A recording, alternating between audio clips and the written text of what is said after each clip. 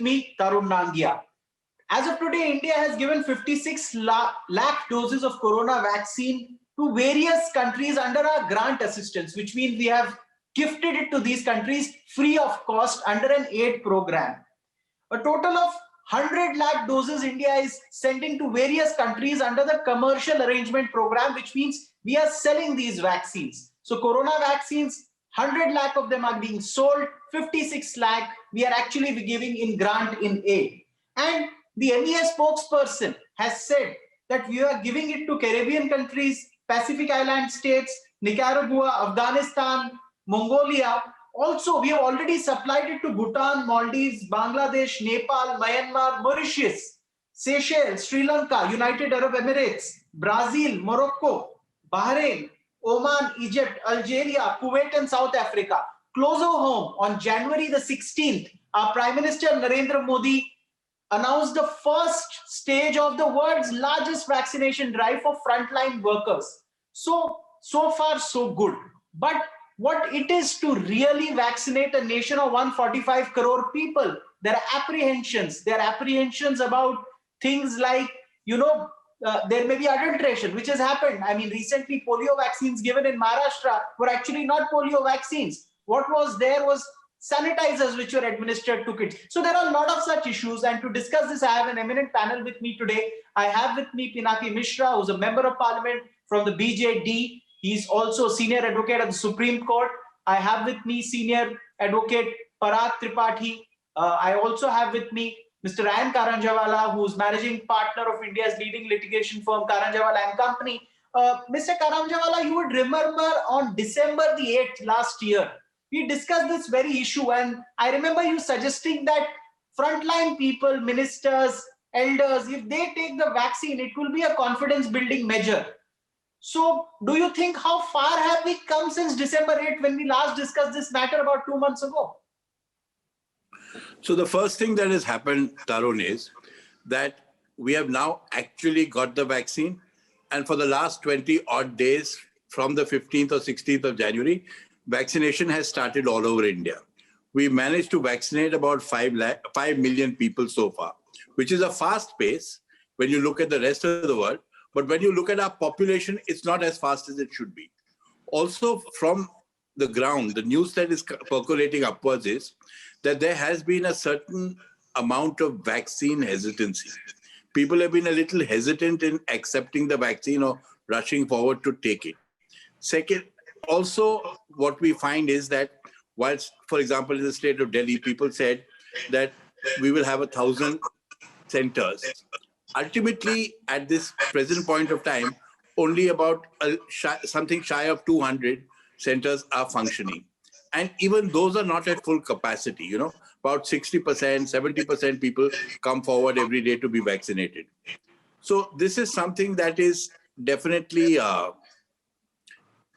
troubling people's minds as to how to increase the pace. And frankly, in my view, the only way to do it is to set an ambitious target and then try and meet that target. So, for example, why not just say that on the 15th of August, when the Prime Minister addresses the nation from the ramparts of the Red Fort, he will announce to the nation, or we will try to see that he can announce to the nation what the New Zealand Prime Minister then told her country. We are now COVID-free. This is something that we should aim towards. This is something that we should target. It's a difficult target. It's an ambitious target. It may even be somewhat unrealistic. But there are 3 things that support us in this endeavor. One is, if you read the reports recently, you will find from the newspaper reports that about 148 districts in India spent several days being COVID-free. Secondly, what you find is that India, large parts of India, if you see the Sero survey, have almost reached the stage of herd immunity. And third, India today is a vaccination hub of the world. You have 4 or 5 companies. You have the Poonawallas, Cyrus, Adar, and I saw the other day from the newspapers and all that. Even the daughter-in-law, Natasha, has now stepped forward. So you have the Poonawallas of Serum Institute. You have Dr. Krishna and Suchitra Ella of Bharat Biotech. You have Satish Reddy and Prasad of Dr. Reddy's. And you have Pankaj Patel of Cadella. These 4 or 5 companies and a few others, which I may have forgotten or don't know about, have made India the vaccination hub. So India will, at any given point of time, have the largest number of vaccination shots available at any given point of time. We should use this to ensure that it quickly comes into the market, and therefore simultaneously we are able to carpet bomb different areas where this coronavirus comes up, and not only be hamstrung by the chronological way in which the government is going ahead with its plan. This is my initial thought. I mean, we've got people like Pinaki, who has who, as you said, a member of parliament. He has the full pulse of the people. When I get to Pinaki Mishra, I know there'll be a very long answer. He has all his papers ready. So before that, very quickly, I'll get Mr. Parag Tripathi's quick note on this. Rajiv Bajaj said in an interview that I am not going to take the vaccine. Adar Poonawalla is my personal friend, but I'll still not take because it is being rushed through. That is what you get from Rajiv Bajaj. He's way too frank. But there was some apprehension from a hospital, a government hospital in Delhi, where doctors refused to take the jab. Do you think the government needs to take a campaign to clear the doubts in people's minds about the vaccine? I would look at it as a 3-pronged approach. There is the aspect of law, that is, do I have a right to refuse? And do I have a right of choice? Both of them are interesting issues.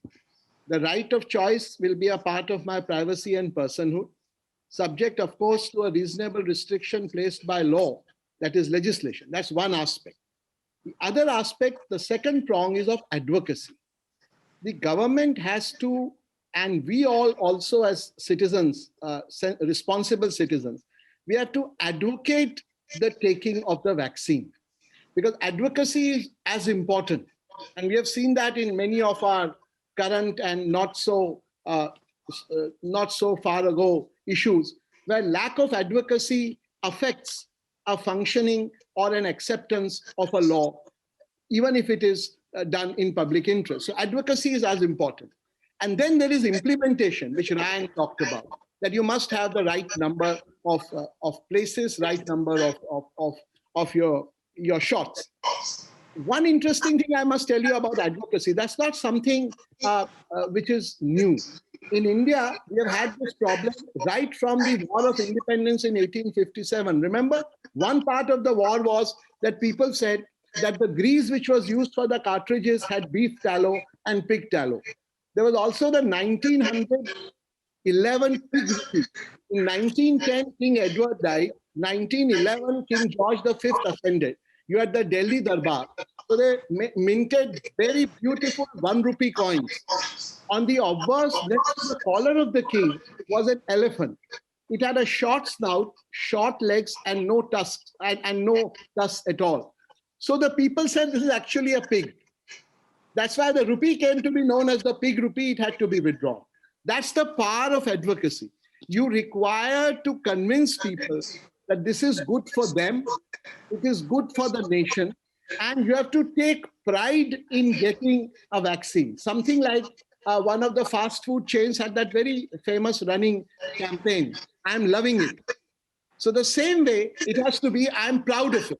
I'm a proud Indian. I have done it as an Indian. And the third is, of course, implementation. Now, we can't reasonably expect a government to go ahead and inoculate 145 crore people at the cost of 225 rupees a shot, which comes to some 35,000 crores. Directly or indirectly, obviously, it will come to taxpayers. So what I was thinking was that maybe we can have a system where part of it is released across the counter in the pharmaceutical outlets of the country, and people go and have an option of voluntarily buying it out of turn for, let's say, 100 equivalent of 33 doses. That is $100 because this is $3, so 675 rupees. So 225 rupees. So you pay 6,750. So for every PL you buy and get inoculated, you get 32 free shots for deserving people. So you have to bring in and weave in pride into taking of the shots. And there what you and Ryan, Tarun, you and Ryan had discussed is important, that important people or celebrities can publicly take the shots for confidence building. So that we don't, there will always be a doubt. Of course, who knows, a vaccine can maybe after 30 years have some impact or the other. But what we need today is to finish this COVID, to improve herd immunity and ensure that we as a nation enjoy the benefits of being the hub of vaccination manufacturing in the world, and we spread it quickly to this very vast population. Now, before I go to Pinaki Mishra, I have an anecdote to share. There was a WhatsApp viral video of apparently some eminent person, a lady, taking a mock shot of the vaccine where the injection was just put to her arm, a photo was taken, and then she in a sense acted as she got the shot. She never got it. When such WhatsApps grow viral, they go to millions of people, and in a sense, they undo the good. That when you see hundreds of eminent people taking a vaccine and some person of relevant or some importance doing this actually puts fear in the mind of people. But all this and more will be explained much better by Mr. Pinaki Mishra. So what do you think, where are we headed as far as the corona vaccine issue is concerned? Let me first of all, I think, congratulate Parag on his excellent suggestion. What he has in mind, obviously, is the analogy, closest analogy would be the Prime Minister's call for giving up the subsidy on petroleum, on gas cylinders, which I thought he did very well, even though we're in the opposition to the Prime Minister's party. But there is no question that that was a remarkable success, and crores of people gave up their subsidy. And similarly, as Parag says, a lot of people, I think, will take pride in a sense, cross-subsidizing this now for the more disadvantaged in society. So Parag's suggestion is an excellent one, and I hope somebody will listen to it, and the Prime Minister will quickly act upon it. Your question about vaccine skepticism or about vaccine hesitancy, there's no question, is a very live one. But I think the government is in some measure, firstly, responsible for it, because I think the government has vastly bureaucratized this entire dispensation process. This has become a very 9 to 5 kind of program, and Sundays and holidays virtually off. Because, I have figures which say that on the last Sunday, 31st January, there were only 14,000 vaccinations, which is, and in 26th January, there were 5,600 vaccinations all across India, these are pathetic numbers. And the time slot is of office hours of 9 to 5. This needs to be a full-time 24/7 exercise if we are to vaccinate 1.25 million people per day. That is the requirement.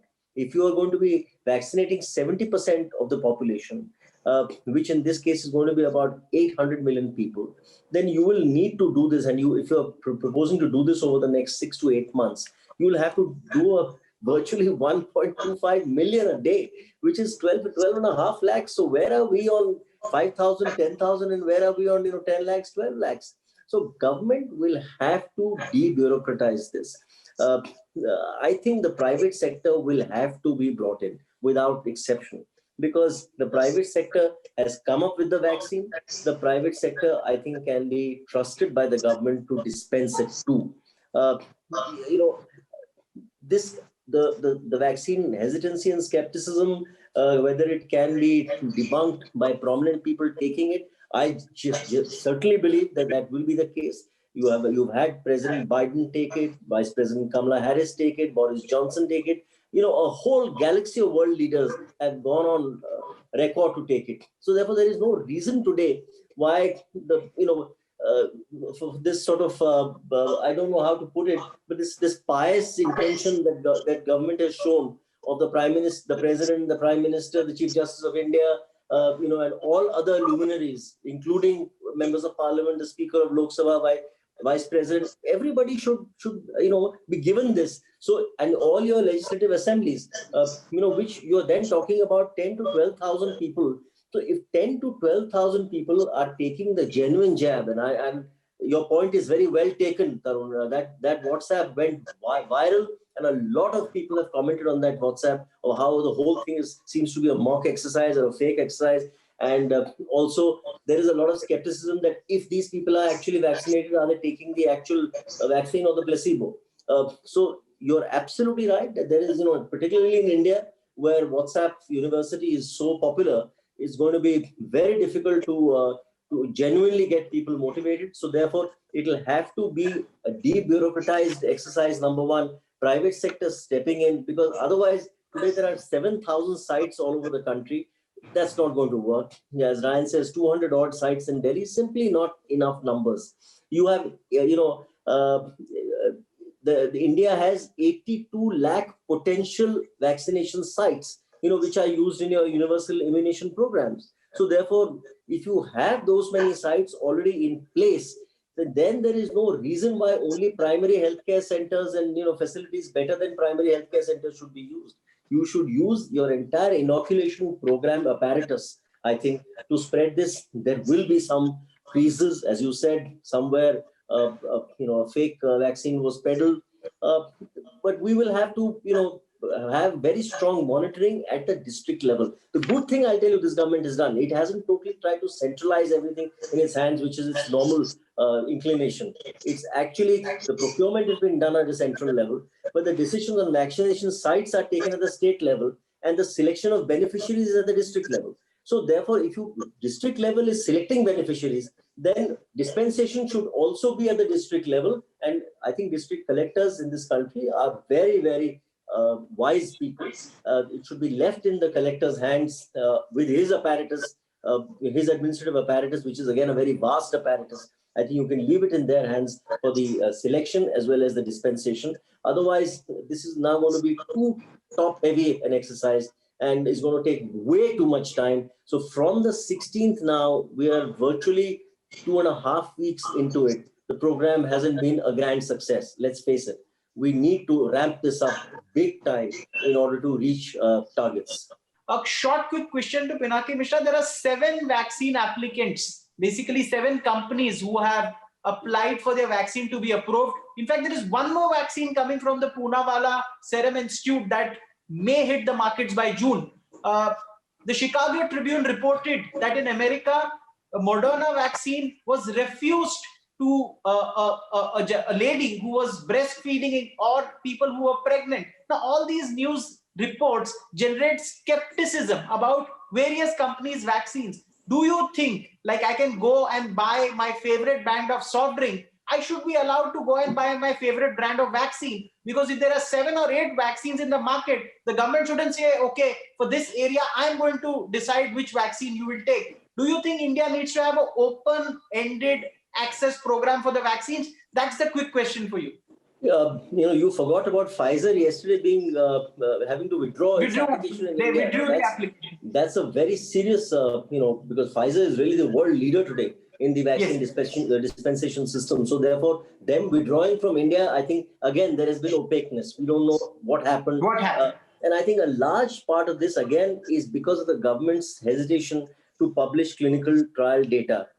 This has, and to put sort of try and politicize the entire vaccine thing of it, the Atmanirbhar Bharat, this is an Indian exercise, etc., and to somehow try and pitch it as a Atmanirbhar exercise, and therefore meshed in a sense with the ruling party's political agenda. So therefore, that I think should be completely avoided, in my opinion, because that is what is leading, I believe, because there is so much obfuscation about clinical trial data in the public mind that not enough scientific appraisal is being allowed, is being done, is being publicized, is being debated.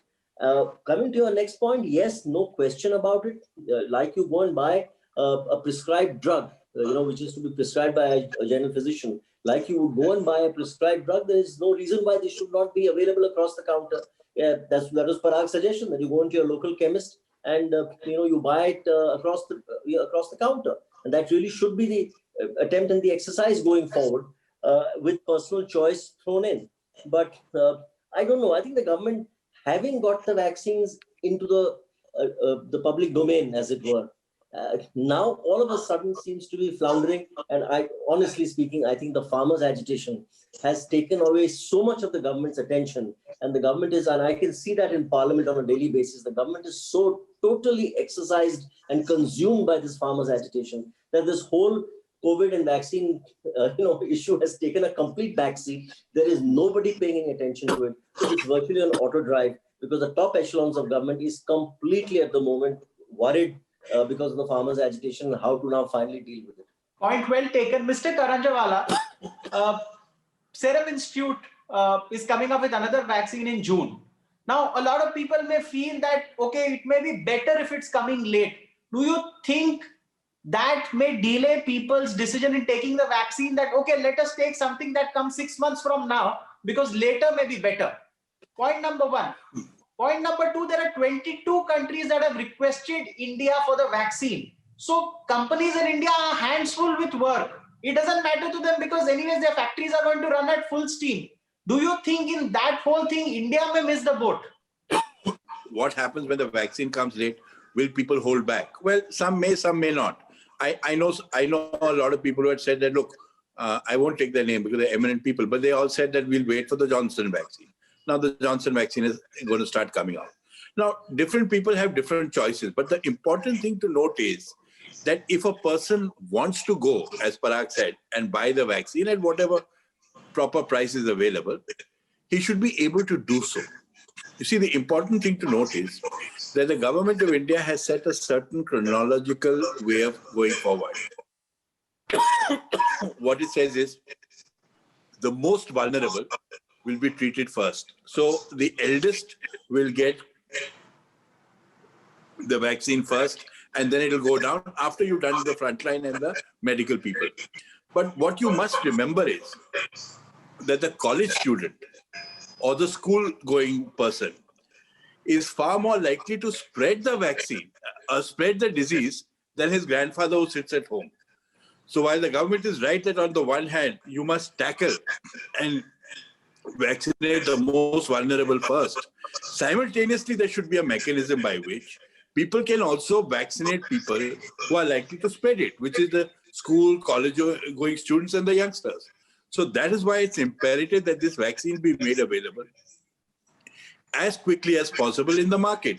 Otherwise, what you said is that you will find that all the manufacturers, after all, they're manufacturing vaccine, they have to sell it. It has a limited shelf life. Rather than just lying in their godown, they will export it abroad, which is not to the country's advantage. What the country needs is, if we are the vaccination hub of the world, then we should take advantage for once of being the vaccination hub of the world. And as many people as fast as possible should be vaccinated in India. And the only way to do it is to put it on the market. Allow the corporates to buy in bulk and vaccinate their whole staff and so on. That's the only way you can do it. And as Pinaki rightly pointed out, India has a lot of vaccination centers already. Utilize them. Go for maximum capacity. Put it in the hands of the private sector. They will then be able to go ahead and, maximize the opportunity that is available. Otherwise, a year will slip by and suddenly you'll find that we are not as vaccinated as we should have been. And perhaps the new strains may come into the country, which is a matter of concern and which is a matter of panic. So therefore, it is absolutely essential that we vaccinate as many people as quickly as possible. And the only way to do it is by opening up to the marketplace. Okay. Now, Mr. Tripathi, I want to quickly want you to answer this question. In addition, I have one more question for you. Now, vaccination is going to be in India open for people who are 50 years of age. Now, I see a lot of 50-year-olds saying that I want the younger lot to take it first because, they can handle the side effects better. Do you think there's an apprehension there among the older lot? Tarun, there used to be this delightful story of Pehle Aap in the literature of Lucknow. This Pehle Aap has come to haunt us as far as vaccination culture is concerned. Because there, Pehle Aap was an aspect of pride, that you first because there's something to be enjoyed. Here, Pehle Aap is, let me see how the tiger deals with you, and then I'll go into the cage. But really speaking, we need two things, and I really stick to that. One is advocacy focused on the pride connected with taking a vaccine, whether you subsidize others or not. More so if you subsidize. and two, its efficacy focused on implementation. And there both Pinaki and Ryan are right. You have to involve the private sector. You have to involve these various clubs and groups like Lions and Rotary and what have you. You have to involve philanthropic people. Give them that option that, all right, we have to vaccinate, let us say, this particular slum area in Delhi. And these are the 3 donors. You spread it around, just like it was done in terms of parks being maintained by companies and corporates in Mumbai and Delhi. You have to generate that, because unless you generate it, that hesitancy will be there. Because frankly, if you ask me, I have done a lot of reading on the vaccines, its effects, etc. Can any one of us say for sure that there is no chance of any vaccine ever harming anybody? That doesn't apply to any vaccine. It doesn't apply to polio. It doesn't apply to BCG. It doesn't apply to anything. But the question is the broader issue, that is vaccine good for a nation as a whole? The answer is as unequivocal. Of course it is. Not only is it good, as Ryan said, that's the only way forward. You have to kill the virus before it gets a chance to mutate and then come back and hit you in a manner which you can't get away from.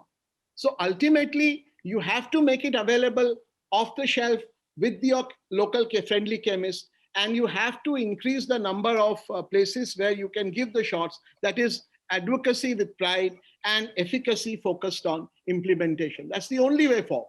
That's an interesting point to end the show, and an interesting note to end the show, that when 22 countries want the vaccine from India, and they choose India or Indian manufacturers, be it Serum or others, over other countries, it shows the confidence that these nations have in Indian companies, Indian processes.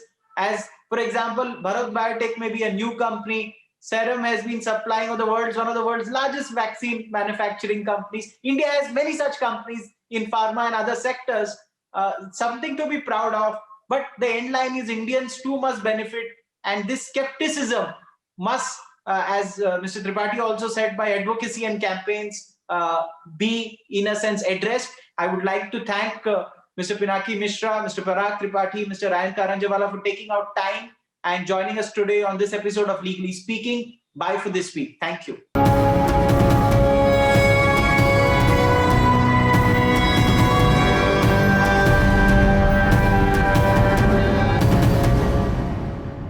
For more such videos, subscribe to the NewsX YouTube channel, hit the bell icon.